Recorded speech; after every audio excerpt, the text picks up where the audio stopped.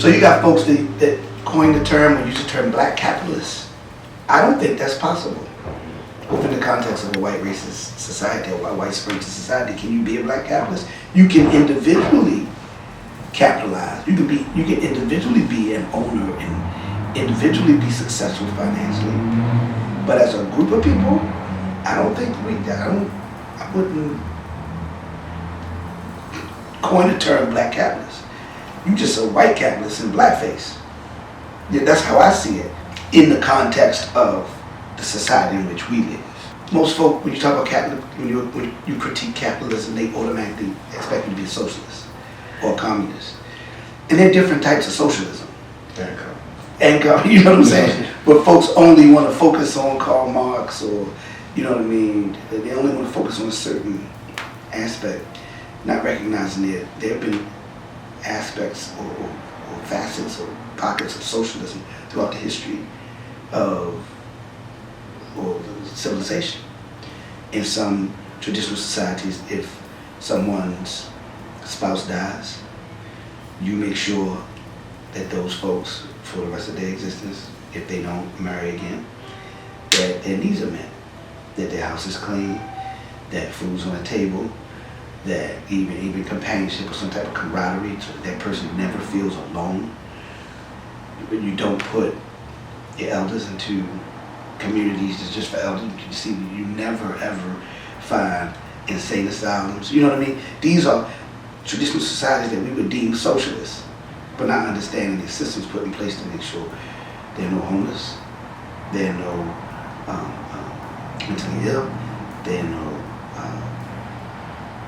jails, and this sounds crazy when you talk to people about this.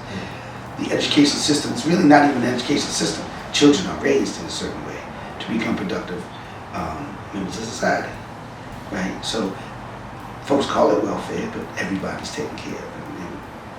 And it prevents, I think about Killmonger in Black Panther. In a meme I would see that will say something about if you, and I'm paraphrasing, if you don't show child love, the child will grow up to burn down the village just to feel the warmth of the fire. You know, something to that. So that's pretty much how I see it. Yeah.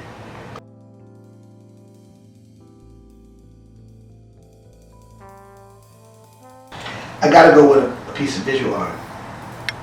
There was a book illustrated by Tom Feelings, I think that was his name, called The Middle Passage when I was growing up. Either that book or there's a children's book called Cornrows that was illustrated by my drawing teacher in high school, Carol Byer. Both of those illustrations in those books, for me growing up, made me want to be an artist, helped me or inspired me to learn more history or history beyond before the enslavement of African people, the transatlantic slave trade.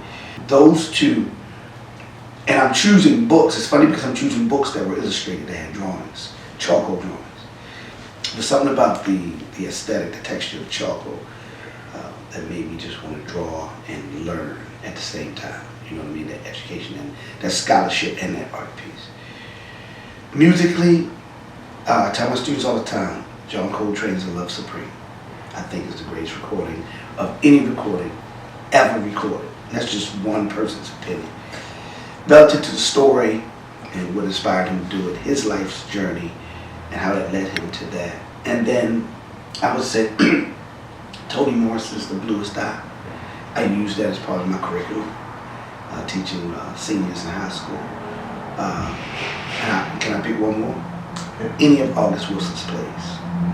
You know what I mean? Any of August Wilson's plays, especially that 10 that span the 20th century. You know, the black experience in the 20th century. I chuckle when I hear people talk about Shakespeare being, you know, all things come from Shakespeare. I chuckle because August Wilson writes Shakespeare under the table. You know what I mean? Or at minimum on par with. At minimum, you know what I mean? Being real polite. Yeah. But so, and there's so much more, so many other things I could have. Any of James Baldwin's stuff. There's some incredible films, filmmakers, young filmmakers that shooting some stuff. Of course, Spike, but you know the way Barry Jenkins actually shoots black people. You know what I mean? His aesthetic, his intentionality to relative to skin tones. Don't even taking that into consideration. That's very revolutionary. You know, it's a lot of good stuff.